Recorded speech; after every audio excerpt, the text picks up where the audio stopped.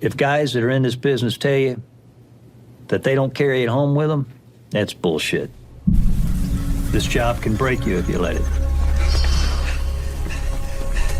The man I was then and the man I am now are two different people.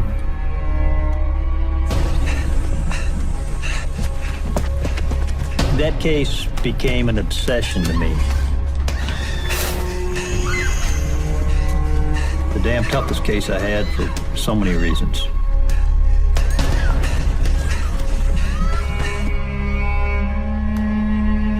The violence, the death, it wears on the soul. The Marlon Gidd case would not go away. It was with me constantly.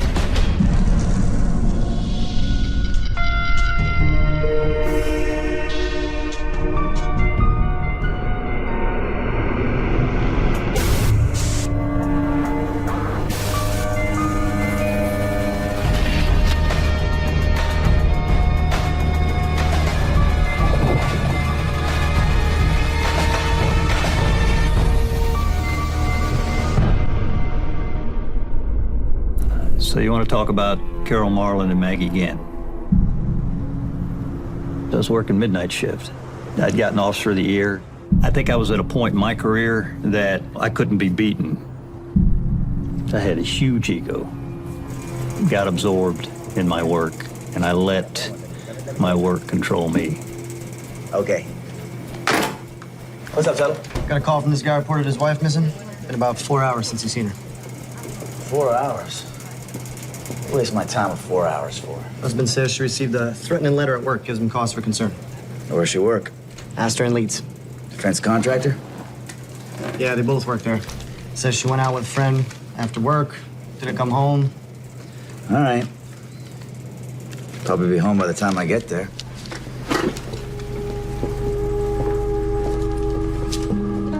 I didn't mind working midnight shift. It could wear on you, but nothing was better from a detective standpoint than having something to work on. Mr. Pete, we don't usually follow up on missing persons reports after only 4 hours. My wife said she was going to be home at 8:30. Now, I asked her not to go, and she went anyway. Ever since she got that letter, I worry. I was told it was a death threat of some kind? Yeah, it was pretty much a death threat. I read it. Do you have the letter? It was turned into security at Astor and Lee. Were they able to tell who sent it? I could maybe get you a copy tomorrow morning. Yeah, that'd be fine. Good. What's your wife's name? Carol Marlon. Carol Marlon. We'll call him Mom. She was out with her friend Maggie. They used to work together. You know the name of the restaurant? They weren't sure, so no. Maybe I'm overreacting. I know it sounds crazy. You got an address for Maggie? I don't believe I do. She's my wife's friend. I barely know her. Look, Miss Peak, why don't you be honest with me? Anything I need to know about? Any marital problems? Anything like that? Any reason to think your wife might want to leave you? Nothing. We're happy. I mean, I get it. 4 hours. But this is really not like her. Try calling her friend. Maggie, Maggie Ginn, yeah. No answer. Okay. You got that number for me?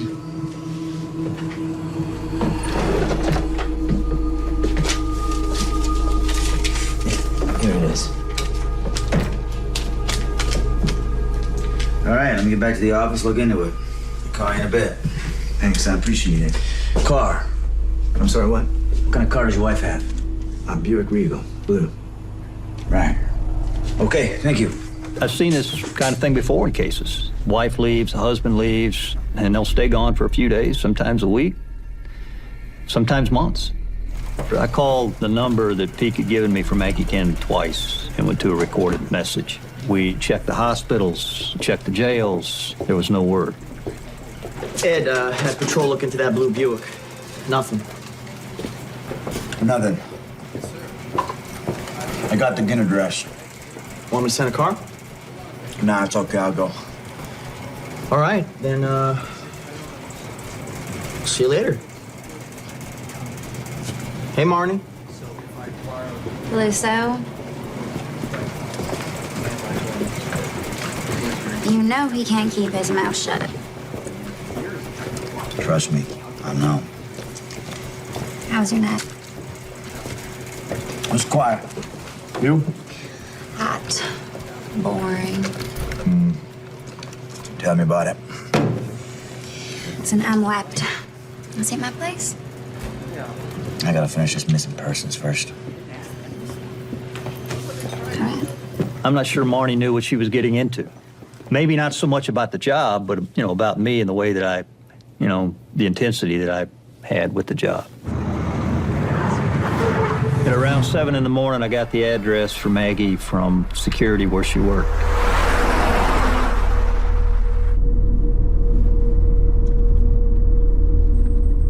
I remember to this moment turning onto the street, and there was Carol Marlin's car. Down in my gut, I said, this is not good. We had a problem. I knew whatever it was bad.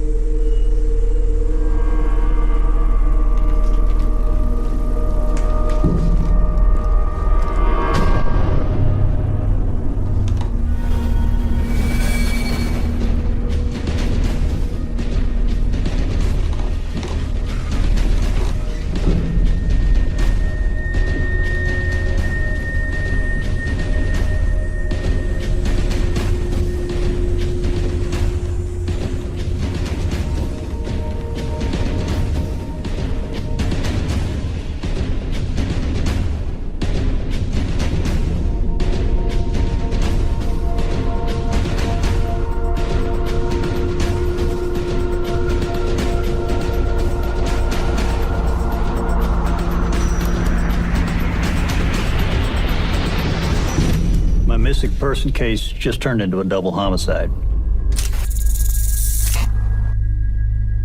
In my career, I've dealt with a lot of death. When you actually are the first on the scene, you never, ever get used to that. Sorry. What do we got? Didn't have time to go home. Double homicide. No weapons I could find, no forced entry. We know where the Vicks are yet? Yeah. Pretty sure Carol Marlin. Husband called them missing persons. She got the worst of it. The other one's Maggie again, homeowner. Why don't you go ahead and lock off the perimeter? Canvass the area, see if anybody's heard or seen anything. And step inside with me. It's kind of chilling to think about it right now, but I remember standing in there thinking they were comfortable with whoever did this. Both of them were, because they were ambushed. Whoever did this knew one or knew both of them.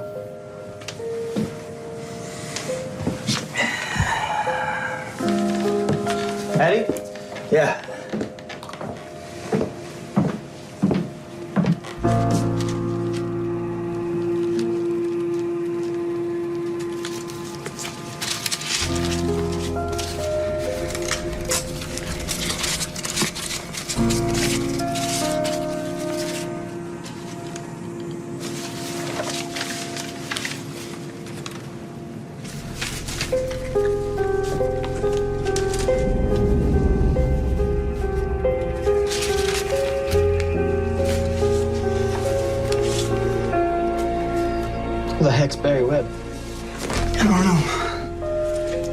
There's a reason that Carol Marlin was beaten in the head and the face like she was.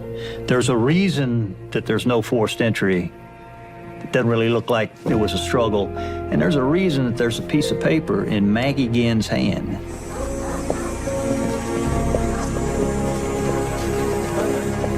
That's my wife's car, all right? Is my wife in there? That's just, okay, I'm okay. Yeah, just tell me what's going on. Can you tell me? Some people are good at being emotional, but I remember with Peak, I wasn't having a good feeling about it.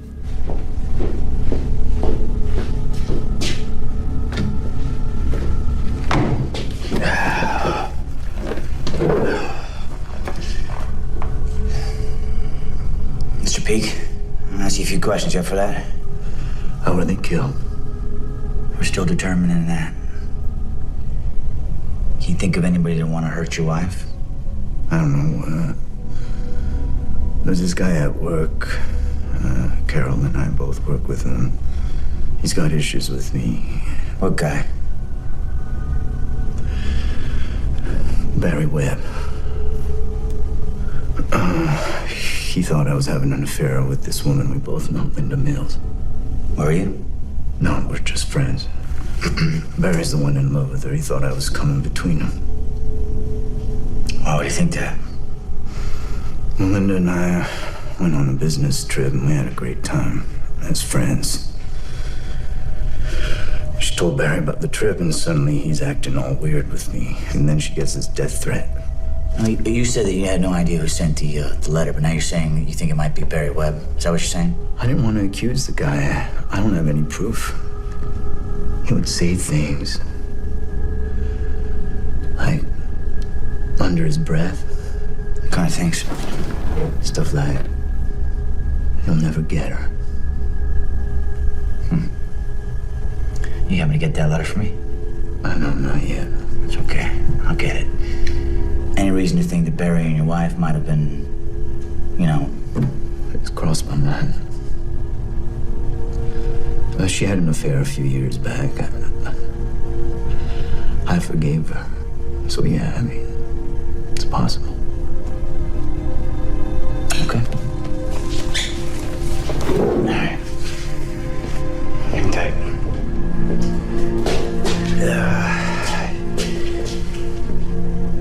You said you had no idea where Maggie Ginn Lived. Yeah.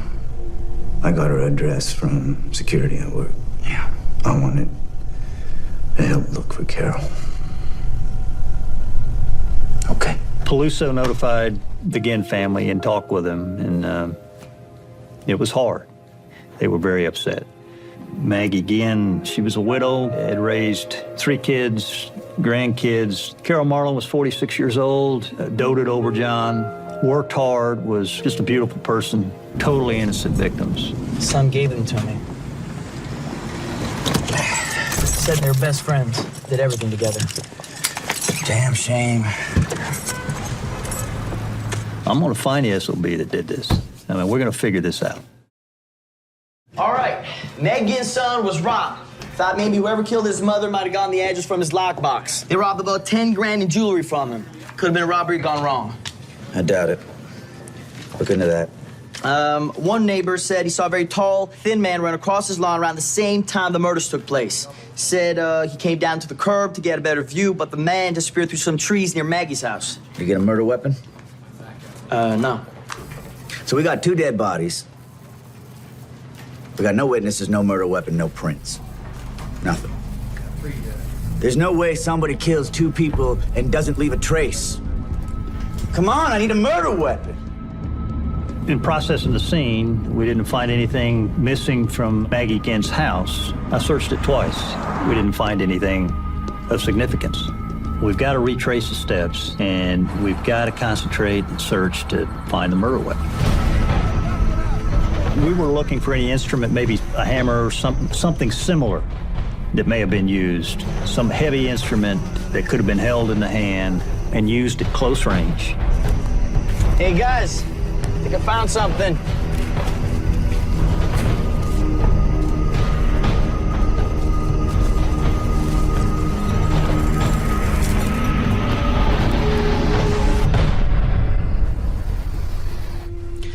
We found the pipe in the woods behind the victim's home. Now, I know that could have caused the type of injuries we found on both our victims. Well, judging by the size and weight of the pipe, I agree. If there's blood residue or prints, I'll let you know. I appreciate it. Both victims suffered significant blunt force trauma, and it appeared that an instrument like a hammer or something similar to a hammer was used to inflict the injuries. I knew that I had to find physical evidence. Pipe's not our weapon. Nothing ties it to the crime. No blood, prints, no DNA. Pipe's been sitting in the ground for years. I needed to find that murder weapon. I had to regroup. And we're back to square one. Yeah, Barry Webb, please. He's not in? Barry Webb's name is on the invoice at the crime scene. We got Pete talking about him. No, I'll call back. Thank you. And then I'm not able to get in touch with him. So when I talked to coworkers about Pete and Barry Webb, a couple of them told me that Pete had described how Webb was abusive. Pete was afraid of him. You buying that break and entering story Webb selling?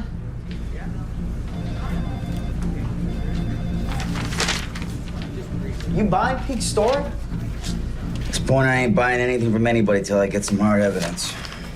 Like a weapon. Yep, that'd be nice. You get that threat note we asked for? We're still looking.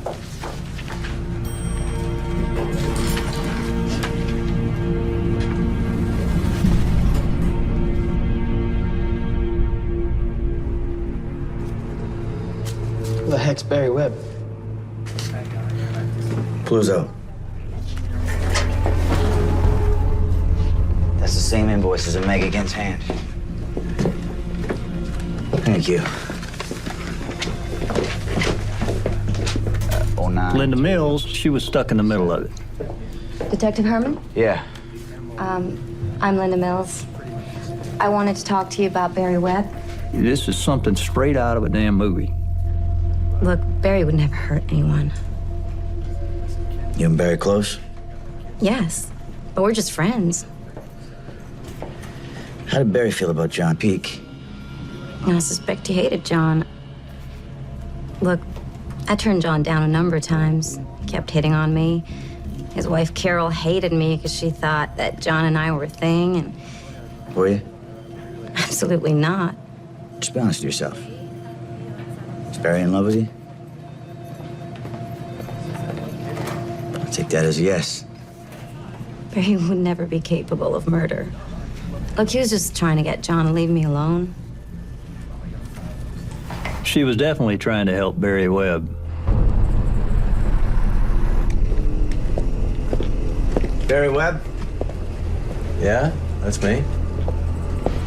Detective Herman. Mind if I ask you a few questions? You know Carol, Marlon, and Meg again? Yeah, I know them both. Why? He was nervous. He was nervous. Listen, can we talk? Are you here about the break-in I had the other night? I didn't have any idea what he was talking about. So Webb came into the office, and we sat down, and I talked with him. Mr. Webb.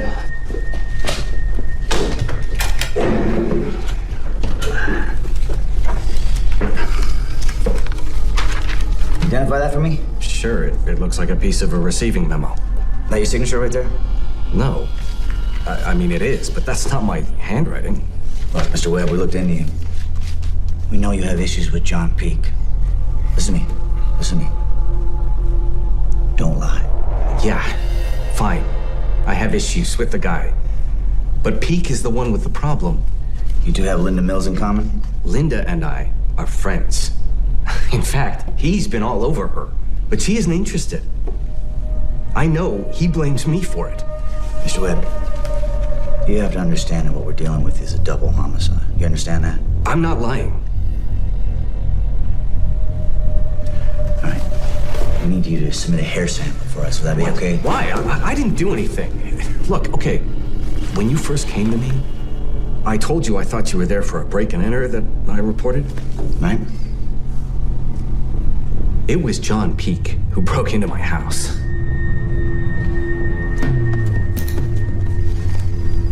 How does John Peake forget to tell the police about this happening out there at Webb's house?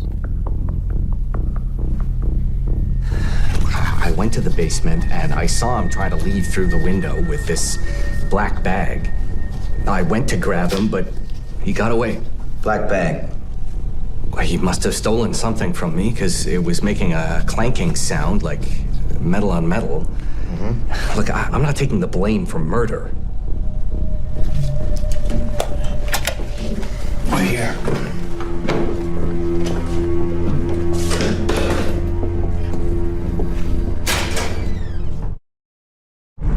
How far is it from John Peake's house to Maggie Ginn's house? About 10 miles? 10 miles. And he'd have to drive over this bridge to get there now, wouldn't he? The way to get there's over this bridge. It's a good place to hide a murder weapon, isn't it? Old black bag.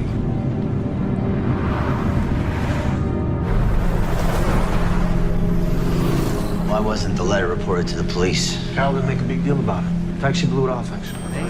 Blew it off. She wasn't worried about it? No? Any idea who or why someone would threaten Carol Marlin? Well, we've had a bunch of layoffs. Could have been some pissed off employee. You ever have any complaints about John Peake? John Peake mentioned that Barry Webb had it out for him when he brought me the letter. Give me a second. John Peake brought you the letter? Yeah. I thought Carol Marlin reported it. No, it was John Peake, and he made a big stink about it. Any reason to think John Peake has issues with his wife? You know, maybe he was cheating on her, or... Man, all kinds of shenanigans going on around here. I couldn't see either way. Can I keep this? Sure. Thanks, sir. Too many things with Peake didn't add up. He lied about knowing where Maggie Ginn lived. He lied about the threatening letter. And he didn't tell me about the break-in at Barry Webb's house. I needed something significant to tie Peake to the crime, and then I found it.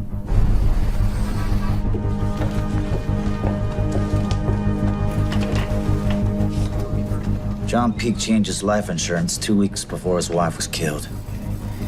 They both did. She changed hers as well, same day. That's good. Peake's our guy.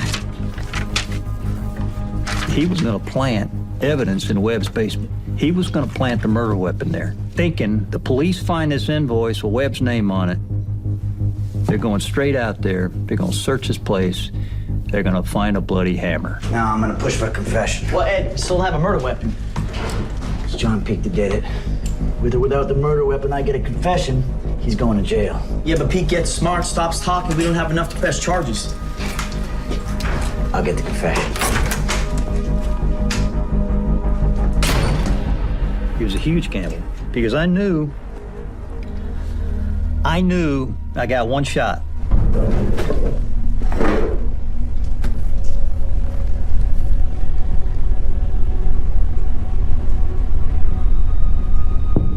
I think you planted the invoice in Maggie Ginn's hand. What invoice? The one with Barry Webb's signature on it. I think you wrote it, and I think you shoved it into Maggie Ginn's hand right after you killed her. What? No, I didn't kill her. I think you lied about the threat letter. No, I forgot that I was the one who brought it in. And you failed to tell me you showed up at Barry Webb's house the night your wife was murdered. Barry had it out for me. I went to his house because I was worried for my wife. You got an answer for everything, don't you, John? Why don't you just tell me the truth? I didn't kill her, if that's what you're asking. I loved my wife. Yeah, well, maybe she didn't love you. Don't you say that. Don't you dare say that! Weren't you the beneficiary on your wife's life insurance? Yeah, and she was on that. Didn't you change that life insurance policy 2 weeks before she was killed? People change their life insurance policies. Oh, so it was just good timing then. You want me to tell you what I think happened? You wanted Carol Marlin gone because you had eyes for Linda Mills. I mean, she looked good. The girl looked good, right? And I get it. Time for a change. You wanted to frame Barry Webb, get him out of the picture, but you weren't expecting him to be home that night. What was in the black bag, John? Oh, was that the murder weapon? Everyone suspects the husband.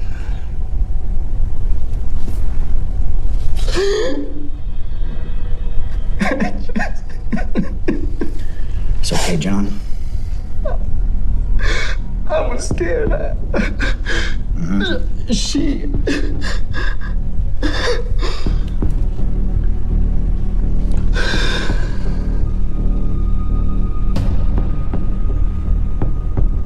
You might be in charge.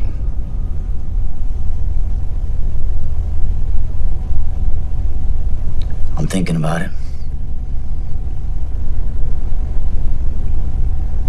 Knowing it and proving it are two different things, detective.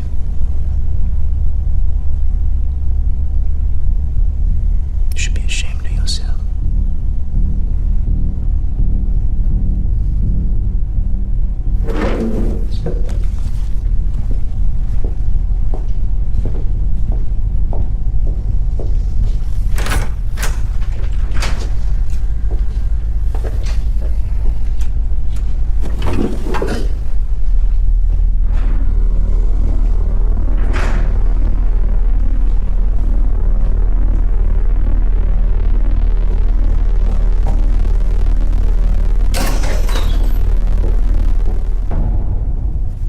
In Georgia, the best way to get a conviction is physical evidence and a confession. In this case, it was circumstantial evidence. I mean, there were all these circumstances, and what was going to put us over that wall was him admitting to it, and he didn't do it. I felt like I'd failed on the case.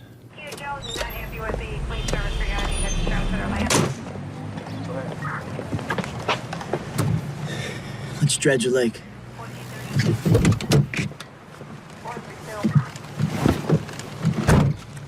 Only makes sense. Pete tossed the murder weapon in the drink. We don't have the manpower. By the time we dredge the lake, which is impossible, by the way, Pete will die of old age. Thought a murder weapon. We got nothing. Yeah, I'm aware. Eddie. Go for Eddie. Just got a call from John Peake's father. He wants to confess. And? Father says his son's missing. Says Peake left a suicide note. I'd had my fill when he wrote this letter and disappeared. And thinking, that son of a bitch. And it was just like I was numb for a few minutes. We'll talk to him. I want to see that note.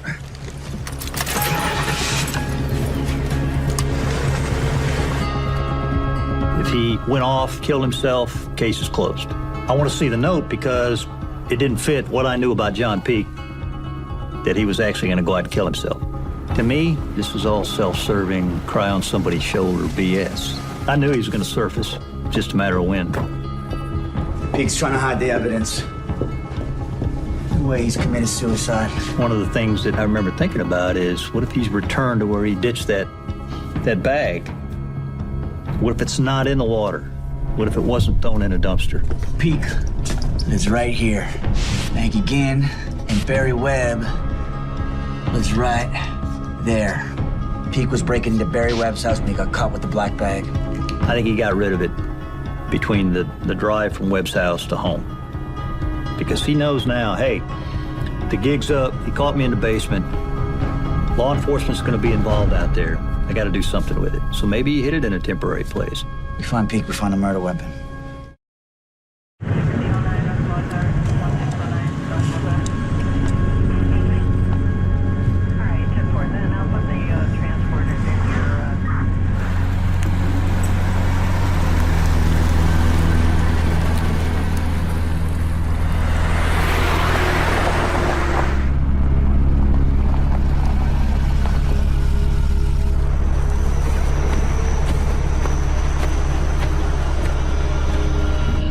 We spent the next 48 hours trying to find John Peake. We didn't have any luck. Around that time, we got the lab results on Barry Webb's hair samples, and he was cleared.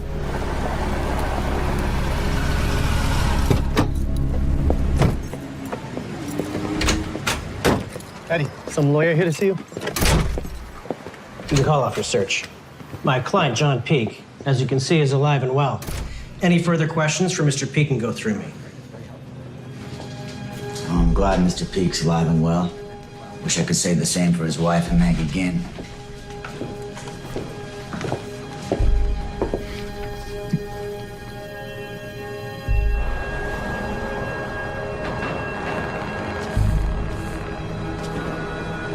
We got nothing. So we keep digging. I screwed up. We're never gonna find that murder weapon, man. It's gone. Because of me, that guy's gonna get away with murder. It was a burden. I mean, it was a huge problem to me. When it looked like we weren't going to come up with anything else, the anger toward him and what he had done, it was worse. I wanted to provoke a confrontation.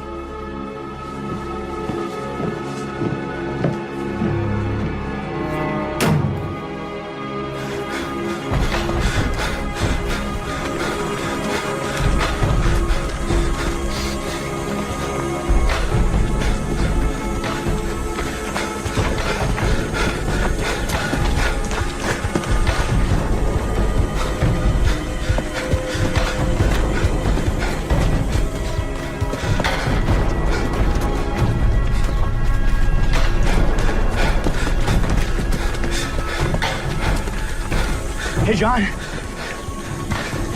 John! Hey, why don't we use some of the insurance money of Carol's? Put out a reward. Catch this son of a bitch, huh? Huh, John? John, you know where to find me!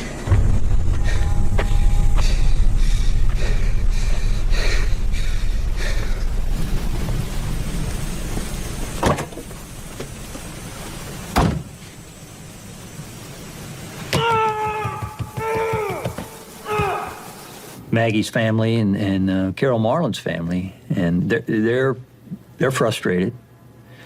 But in defense of them, I mean, they had a right to be, I think, and you know, because hey, you're the detective. You think he's the killer? He's still walking the street.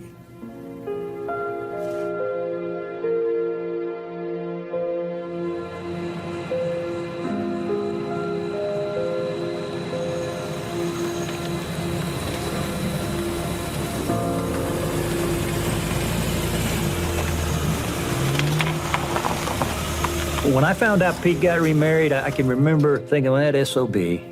Okay, what a arrogant, condescending piece of crap.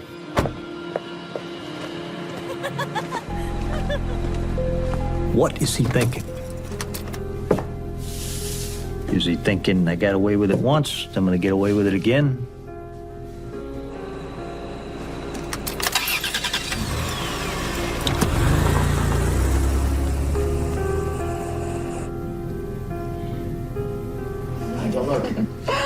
Slowly. What are you doing? Okay. You ready? Yes, I'm You didn't ready. peek? No, I didn't peek. Surprise! Oh, thank you, baby. Oh, look at all. Oh, thank you. Hold on, here we go.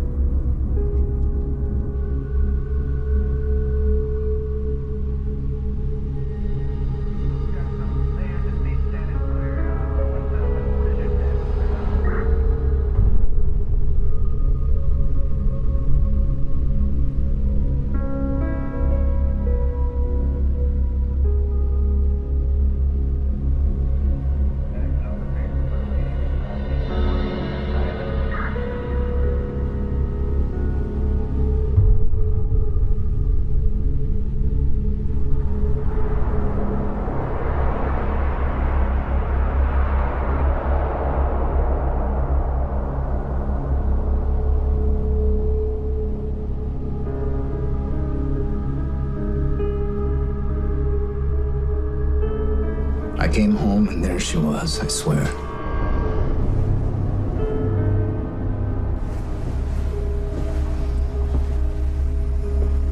I found her like that. I know everyone thinks the husband did it, but I didn't do anything.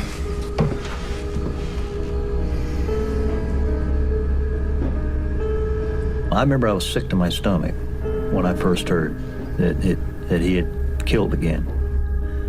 I mean, literally sick to my stomach. He is a master manipulator. He's set this thing in motion, but I am flabbergasted. I mean, I am dumbfounded that he has done this again. Done it again in the same county, knowing he's going to have to deal with the same people again. Meaning me. I just caved to the fact that he's a sociopathic killer, and we got to deal with it. Son of a bitch, his new wife, Casey Peak, dead when he got home. How convenient. Carol and Maggie are both beaten. Yeah, with hammers or something. Casey was killed with a shotgun, right to the back of the head. She never saw it coming either. You have physical evidence, you have circumstantial evidence, and then also when you have multiple incidents, multiple crimes committed by the same offender, you can use the similarities, the pattern. All right. We swabbed Peak for gun residue, got nothing. Of course not.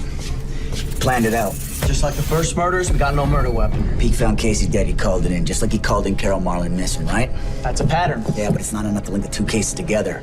All of the circumstances, the dishonesty, the lies, I had charted those. We need more.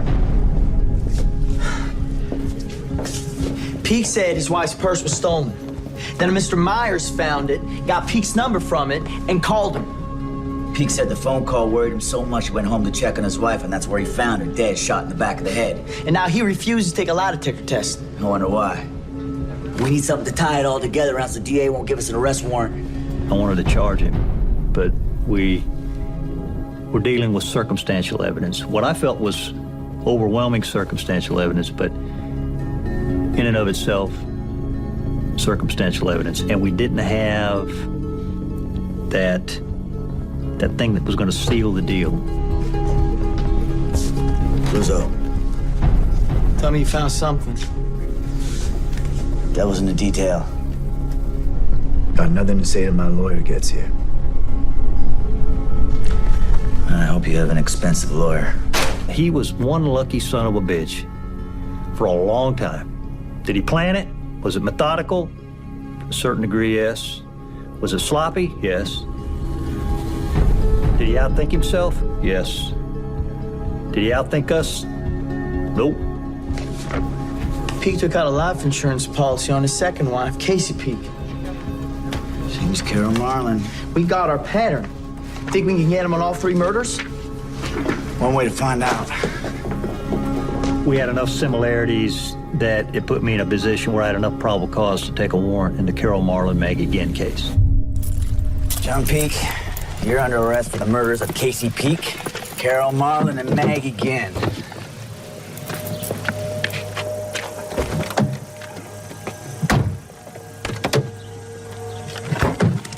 You want to waive your right, John? We talk about it? We've already talked, detective. Okay. It's tough. You know, we got 3 dead women and you know, we can't change that. So I just wish I could have put him in jail sooner. But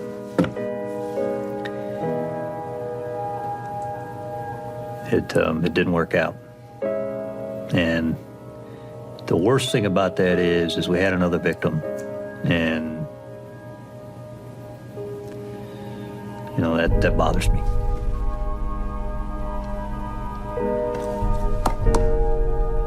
But in the end, you know, in the end we won. And he's where he needs to be.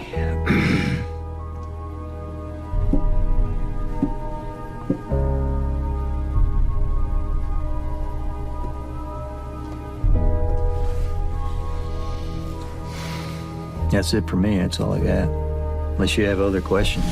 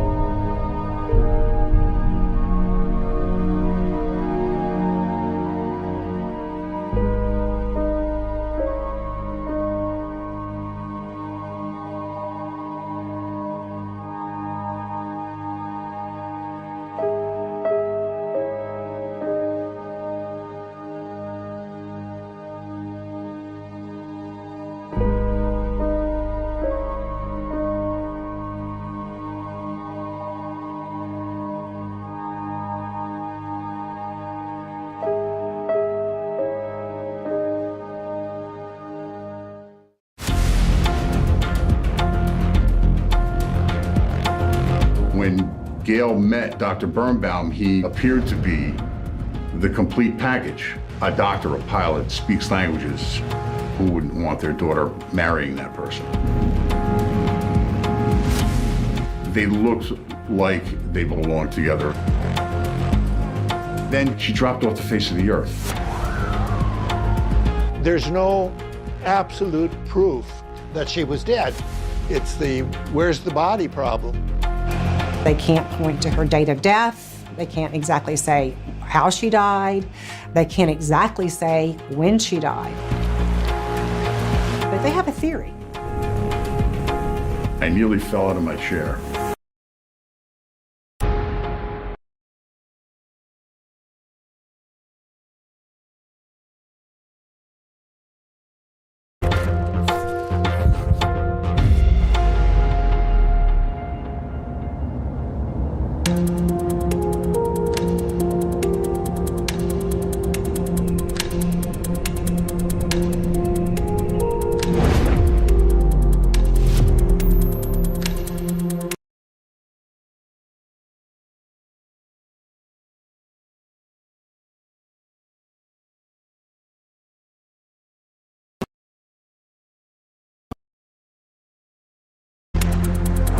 Gail Katz was somebody who was expressive and was somebody who was creative. She was very, very bright and very motivated. She was very alive. She was very friendly. She made friends easily.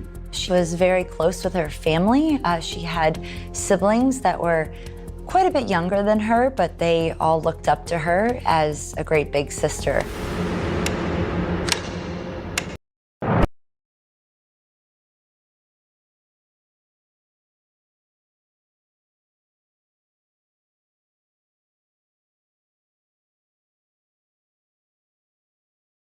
Just a private investigator.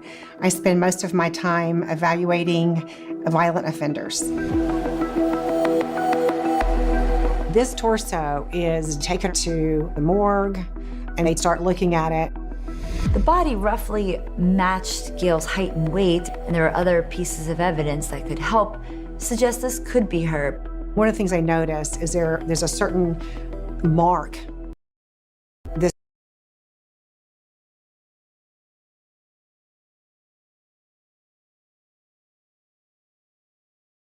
Gail. I'm Dr. Brianna Fox. I'm a criminologist at the University of South Florida in Tampa. They go ahead and declare it as Gail's body and bury it in a ceremony with a headstone, and the family routinely goes to visit Gail's grave with the body that they presume to be of Gail. It brought close the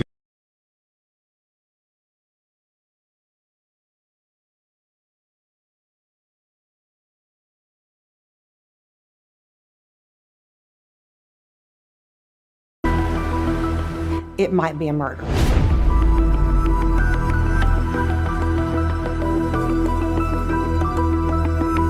The case fizzled out, and it went cold. There was no more investigation to be done. Every step that they could take had been taken.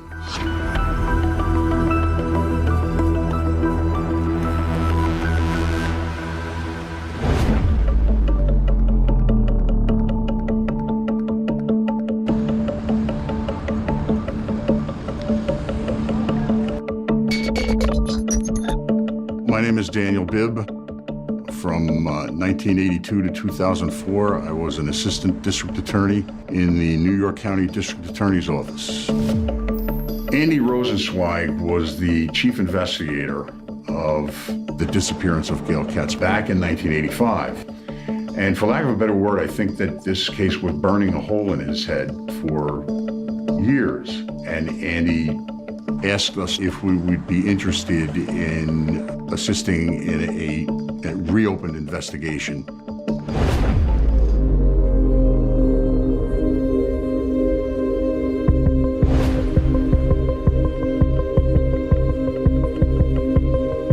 I think her mom had probably a certain ideal that she wanted her daughter to find, somebody who would take care of her, somebody who was ambitious, somebody who was successful. Robert was impressed by her personality, and she was a very good-looking woman. From all accounts, from people who knew them, they hit it off pretty much right away. When Gail met Dr. Birnbaum, he appeared to be the complete package, someone that Gail's parents would be proud to have marry their daughter.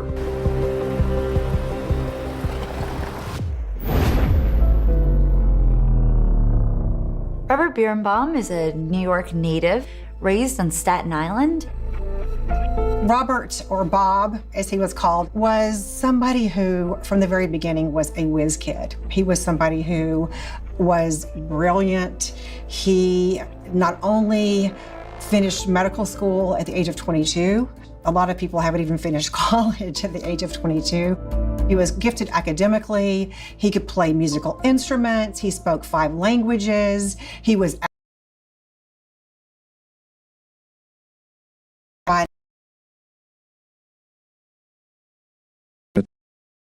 license and would take her on dates, flying around Manhattan. Gail was at that time a student.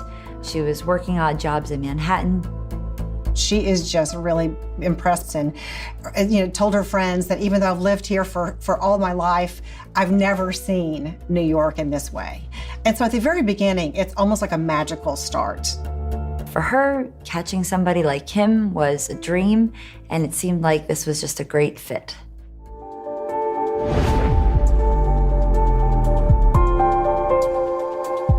They looked like they belonged together. They acted like they belonged together in public. In private, that was another story entirely. They move into an apartment, and things are stressful. I mean, Bob is working, 120 hours a week. He is completing his residency. He's kind of in the trenches. And so that would take a lot of energy. And so when he's home, he's tired, he's stressed. And so Gail finds herself probably feeling, on the one hand, lonely and, abandoned in some ways. So there's some bickering that starts. She was always concerned about their finances.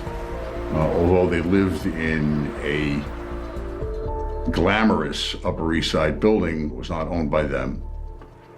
So there were problems from the beginning.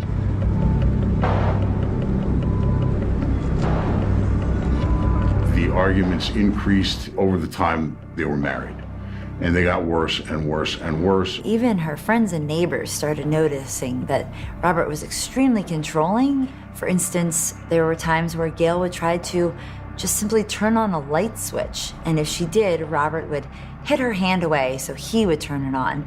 There was literally not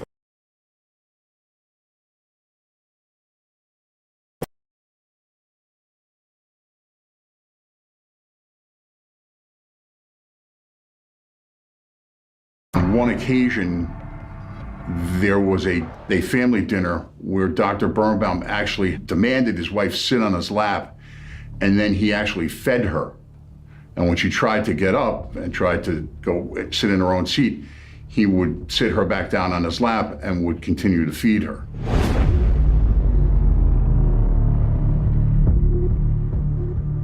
Then something happens that I think most people would be extremely concerned about. It was an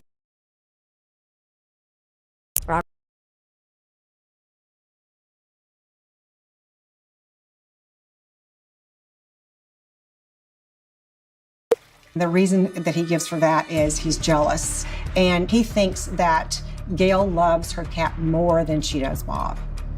At this point, Gail said she asked her sister to go with her to take the cat to the animal shelter so it could be adopted, and her sister said to Gail, "Why don't you get rid of Robert and we keep the cat?"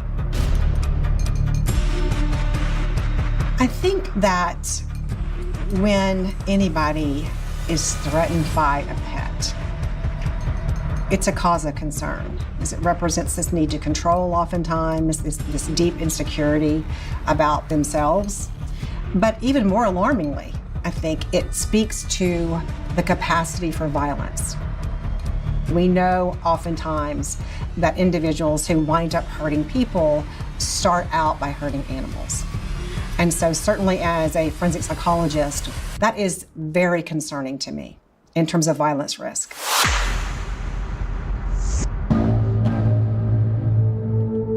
He was extremely bothered by cigarette smoking. And Gail agreed to quit smoking, at least in front of Bob. She was studying for exams, and she was under such stress that she went out onto their balcony.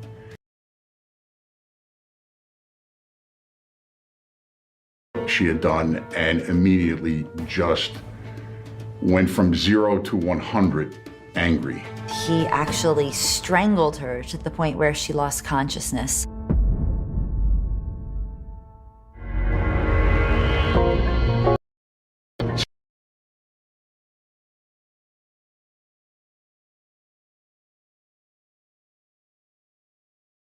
Her.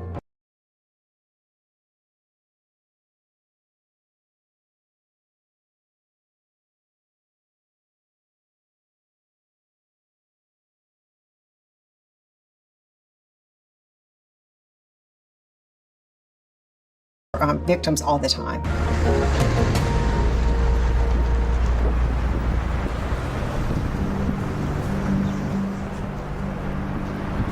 As a result of that incident, Gail demands that he see individually a psychiatrist. And he gets to Dr. Stone.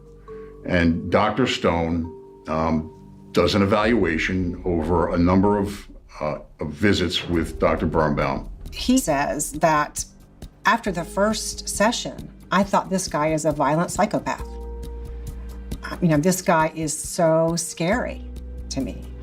And he agrees to see Bob and treat him under some very strict and some very unusual parameters. He asked him to take out a life insurance policy that if Bob Birnbaum hurt Dr. Stone, that Dr. Stone's children would get like $1 million apiece in life insurance, something I've never heard of, you know, as a clinician. And Dr. Stone feels so strong about Dr. Birnbaum's potential for violence that he drafts what's called a Tarasoff letter. And the Tarasoff letter is basically, it's named after a case from California that basically places a duty on a psychiatrist or any doctor. If a person they believe is violent and can be violent towards a specific individual person, that they warn that person. And in a meeting with Gail, he presented Gail with the Tarasoff letter. It essentially says, it is my professional opinion that you are in extreme danger, that it is not safe for you to be living with this man, that he's capable of violence, and that if you do not follow my advice, I'd like you to sign this, which basically says, I've warned you. The only way that she could deal with it is the way she's been dealing with all of Robert's red flags, which is denial. Gail refused to sign, and they stopped going to their therapy sessions with that psychiatrist.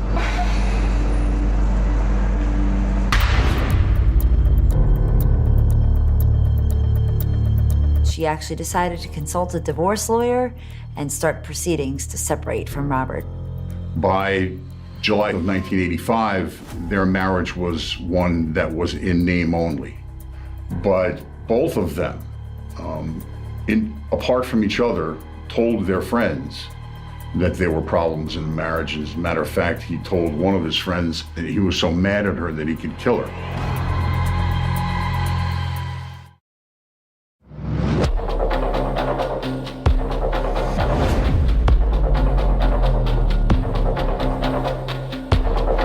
She tells her that she's moving out. She actually has a newspaper in her hand with apartments circled in the newspaper. She's looking for an apartment. She's in love with somebody else. She also tells the friend that I have this letter. I have this letter from his psychiatrist that says he's a danger to me. I can use this as leverage in a divorce proceeding, because obviously he's not going to want that letter to go public.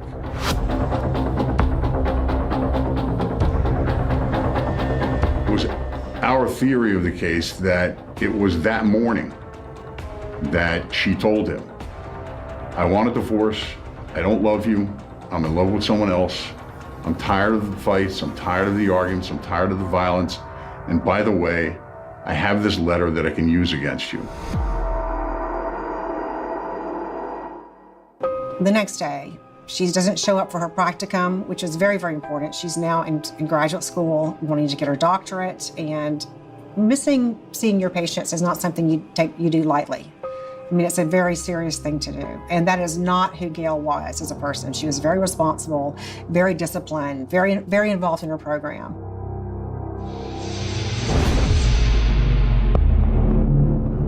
When questioned by the police, Dr. Birnbaum knew that they were suspicious of him. Specifically, in one interview, he actually said to them, you know, this doesn't look right, does it? When a wife disappears or a spouse disappears or a spouse is killed, the other spouse is immediately of concern to the detectives. Even though he's very open with the fact that they've been having a lot of problems, that she's been very unhappy, that she's been considering divorce, he says that he's very upset and concerned about her welfare, and that's why he decided to come forward and report her missing. Robert tells police every single thing about his day, where he was, the times, locations. He tries to provide information about where he last saw Gail at. He was very open. They had gone to the movies together. They had cooked dinner together. The next morning, the two of them had gotten into a big argument. At the same time, I think there was some vagueness to his answers in terms of the timeline. The precinct detective pressed him repeatedly for details. Details that he often would say, I'll get back to you on that. And then he never would. And Detective Dalsas called him at least between 8 and a dozen times over the next week and left messages on his machine. Dr. Birnbaum never called him back.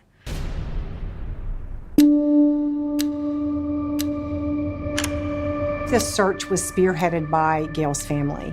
They were the ones who were kind of making the posters and handing them out. Robert Birnbaum did almost nothing to assist in finding his wife. The only things he did were at the urging of her parents and her friends and her sister.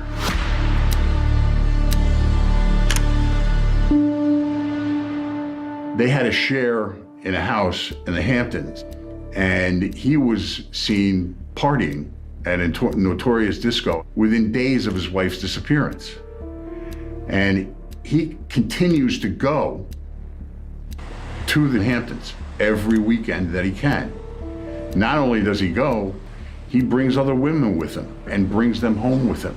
The longer that Gail is missing, and I think as Bob becomes less involved in the search for her and kind of moves on in terms of his behavior, I think that it just becomes more and more evident that, you know, Gail's family is very suspicious of him. And so he gets an attorney to protect his interest. Their thinking is that she may very well be dead already. And of course they're thinking, if she is, Dr. Birnbaum may very well have had a hand in it. Elaine, particularly, Gail's sister, was very suspicious of him, based primarily on the things that Gail had told her about the strangling and about the cat and those kinds of things.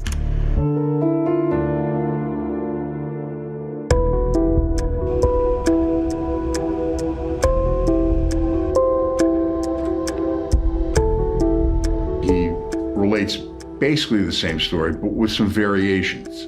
So even his two statements to two detectives days apart were inconsistent from one another. They began asking him some very difficult questions, such as, have you ever physically harmed her? Did you ever choke her? Have you ever hurt one of her cats? Because he would just say, I don't want to talk about it, or he would change the subject. But he's realizing that the focus is on him and that some of the things that people reported really don't look very good. So he's under the spotlight and he's feeling the heat. Gail dropped off the face of the earth. Your wife goes missing. You're the last person to see her. You're the last person to talk to her.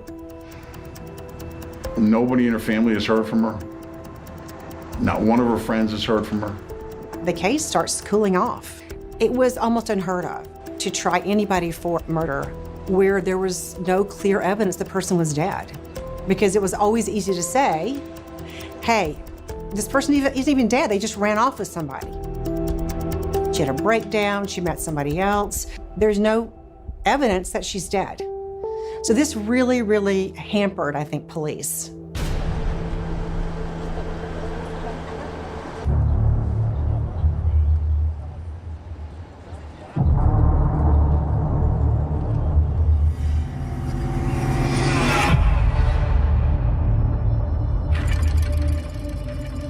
Well, the investigation stops because two assistant DAs in the Manhattan DA's office take a look and decide that there wasn't enough evidence to proceed any further. And I think they did have a lot of suspicions relatively early on. Police kind of felt like their hands were tied. Gail Katz's family definitely think that he has killed her, without a doubt. For Gail's family, this is the worst case scenario.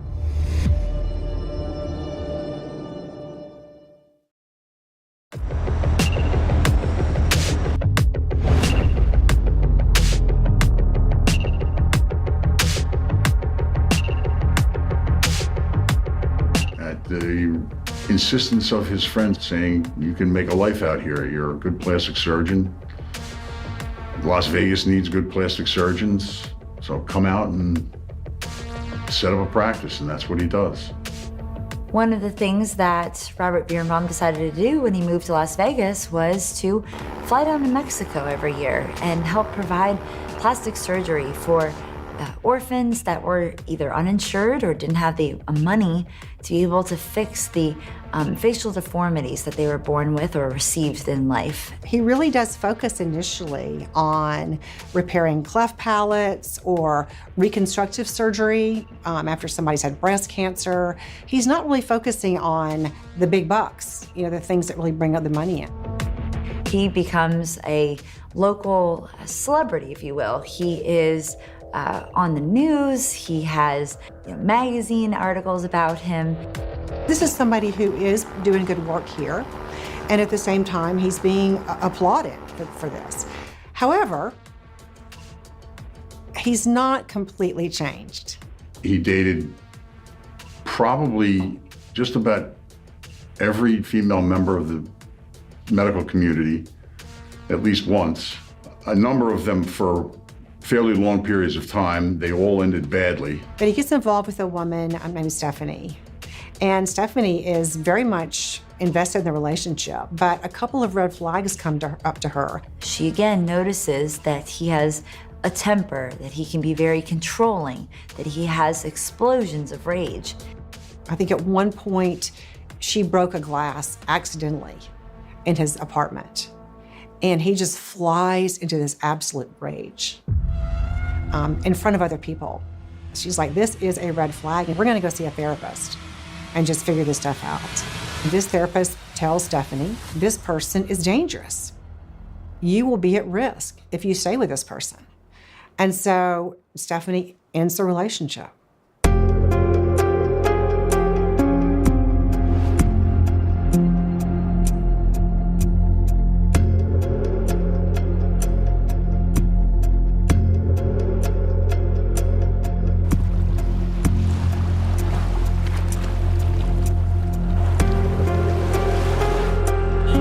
evidence of a body.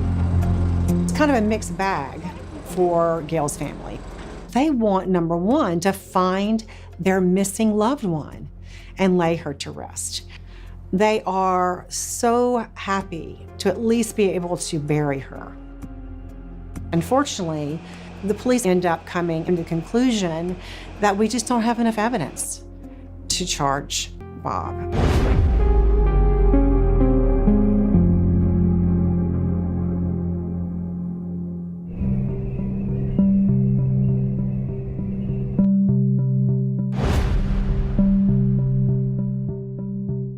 It's a bit of a mystery how Dr. Birnbaum ended up in North Dakota.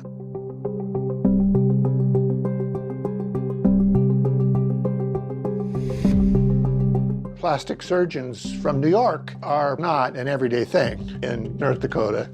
His new wife is a physician, and they have a little girl. So I think from Bob's perspective, his time with Gail is a chapter in his life that he's probably just put in the back of his mind and believes that this is a closed part of the book of his life. This story started out to be an extraordinary one, and then all of the details that were revealed along the way made it all the more interesting. He was respected, but he was also regarded as a little bit weird. When he had moved to North Dakota, we became aware of an incident where during a fair, a tiger attacked a young boy, and Dr. Birnbaum was instrumental in saving the boy's life and actually did a number of surgeries on him, which we believed he had done for free. And of course, that sort of story endears a surgeon to people. You have to admire the guy.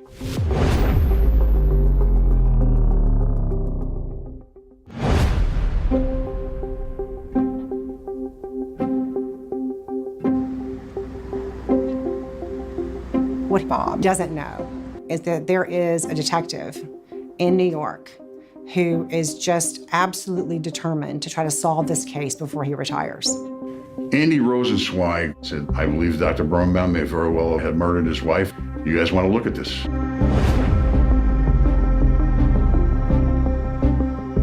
They're trying to piece together what may have happened, and they start by re-interviewing all the witnesses in the case. And they talk to women in Las Vegas that he knew, and it quickly becomes clear. So there were all kinds of inconsistent stories that he told. He told one person that he had hired a private investigator. They'd found her in California. She was waitressing. She was, happy and healthy and all kinds of stuff. So, I think, if you're an investigator, you're like, okay, if you're telling the truth, there's one version of it. When you are telling all different kinds of people, all different kinds of stories, what does this mean? What are you hiding and why?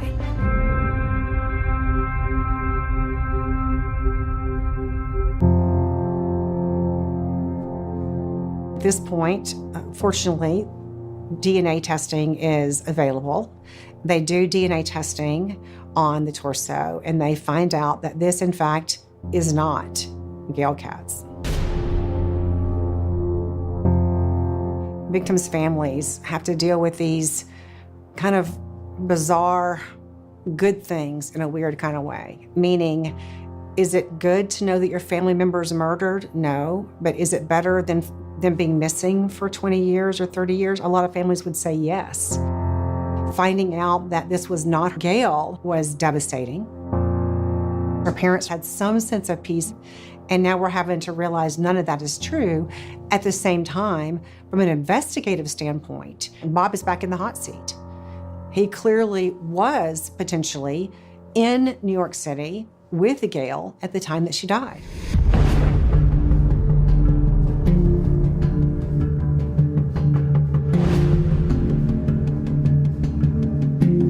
They asked, do you know a person by the name of Robert Birnbaum?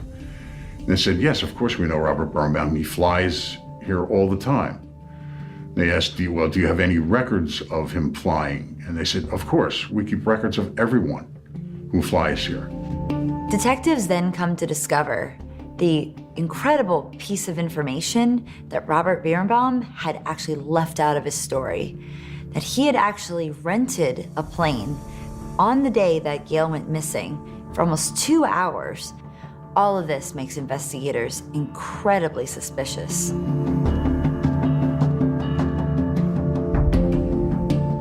He estimated that from Caldwell Airport, he could have flown as far as Delaware and back, or as far as Albany and back. And he said, going over the ocean and back, at least he could have gone up anywhere between 80 and 100 miles out over the ocean.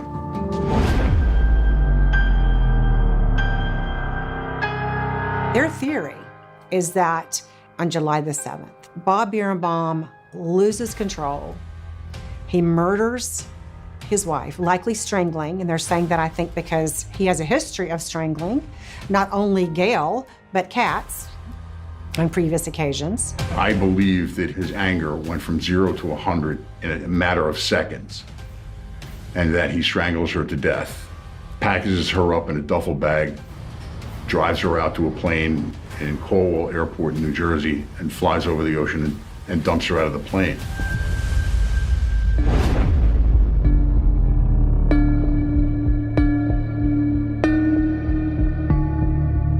The flight log was meticulous. There were no mistakes, no crossouts, no changes, no alterations. There was an entry that was for 7/7/85, but it appeared as if he had taken a different colored ink pen and he had changed the month from July to August. So now it says 8/7/85. This is a bright red flag. You know, why would somebody be changing their flight log? Plus, in his other interviews with law enforcement, he never mentioned taking the plane out for a ride that day. To me, the thing is, like, why do you lie about something like, oh, I remember shopping, I remember going out at this 6 o'clock, I remember, and he completely leaves out the flight. So it wasn't just a lie of omission, it was a lie of commission, because he's accounting for his time. In my mind, that was a damning circumstantial evidence, because he didn't want anybody to know, because the first thing that would pop into anybody's mind is that that's where she went. That, of course, is evidence of consciousness of guilt. He didn't want anybody to know that he actually flew that day. After collecting all of this new evidence and seeing all these discrepancies in these stories, there is just overwhelming evidence that this person killed their wife.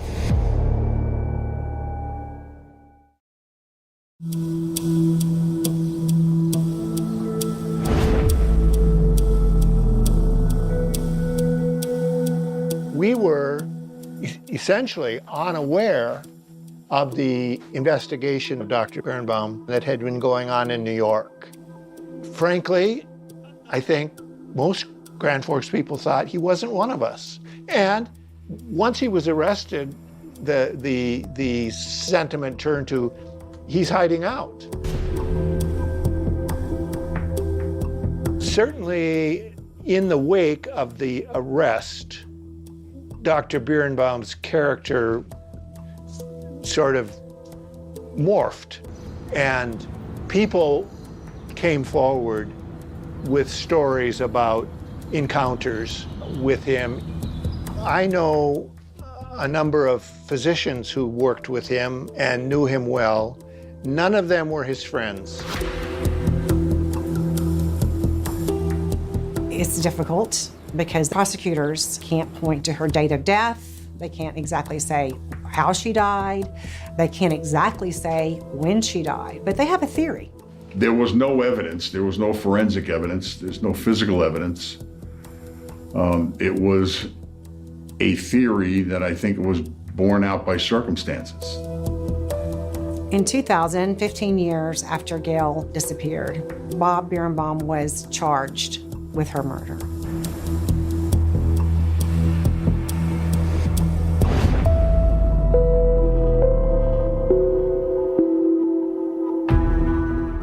We knew the trial was going to be probably the most difficult that we had ever conducted.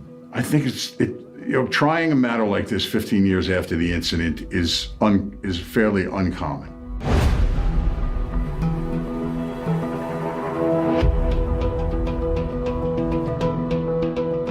Her doctor, her therapist testified that she was in a great frame of mind, looking forward to getting a divorce from him. We had her friends testifying the same way. So we categorized each witness. What does each witness give us? And what do they prove?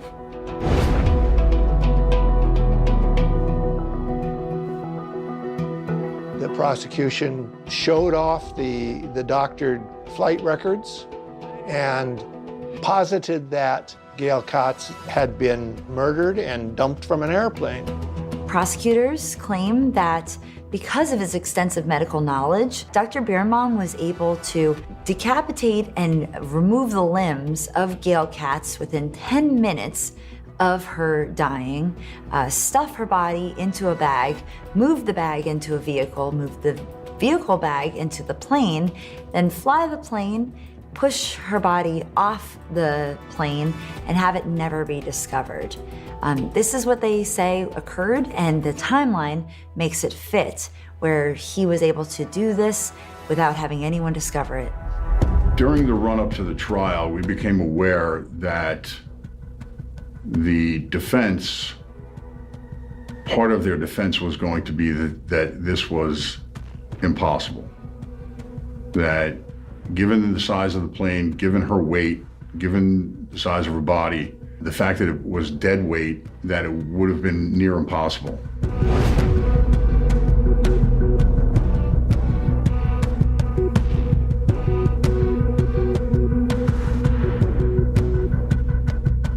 So they did 3 flights, they did 3 demonstrations.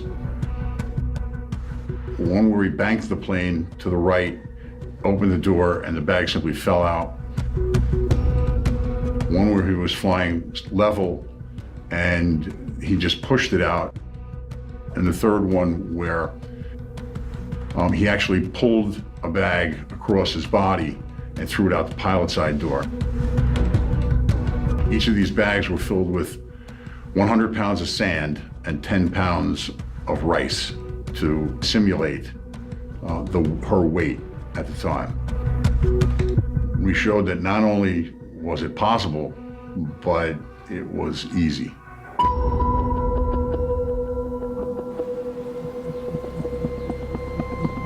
My suspicion is that the prosecutor went into the courtroom concerned that the jury might not buy it. You had to buy the police framing of the story. You can never know what's going through a jury's mind.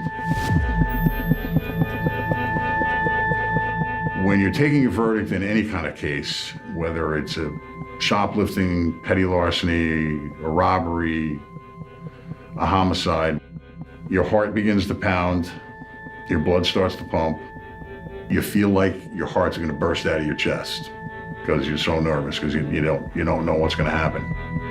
You don't know if this guy's going home or he's going to jail. The difficulty in a case like this is that there's no absolute proof that she was dead. You know, it's the where's the body problem. You could hear a pin drop in the courtroom once they bring the jury in.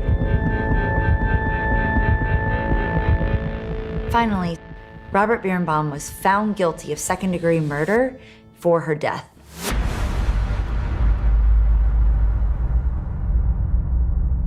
Robert Birnbaum was sentenced to 20 years to life in prison. I did look at him right after that, and he had absolutely stone face. We're all left to speculate how he got away with it for such a long time.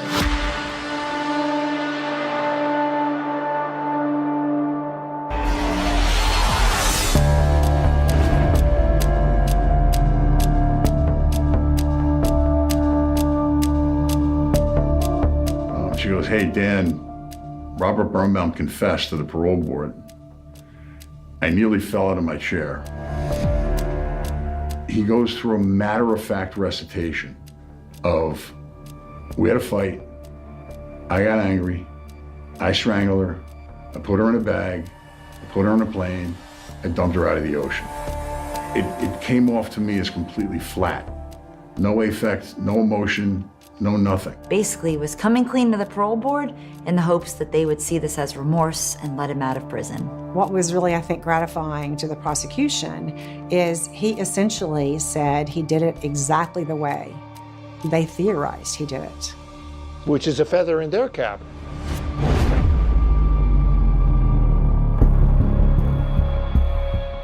I believe Dr. Birnbaum is a sociopath, that he has no emotions, that the only emotions that he has are anger, ego, self-satisfaction, and anything that has to do with himself.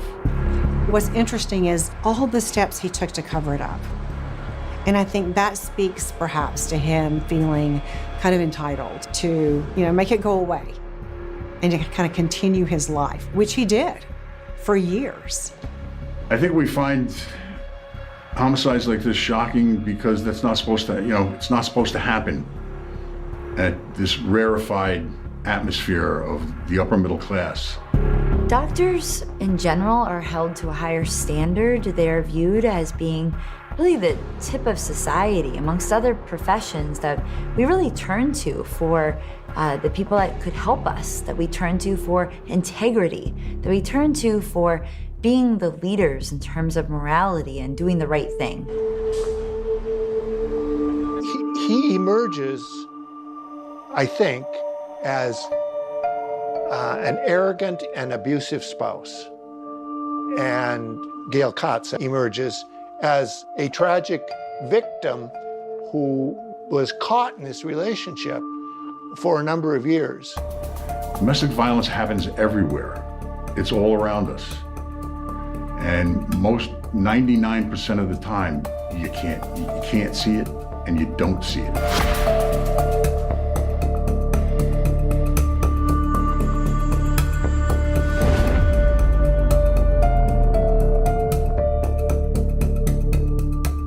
I know closure is a word that's overused in situations like this, but a sense of relief that justice has been served, that, despite the fact that he lived the life that he lived, that there was ultimately a penalty, there was a price to pay for his actions.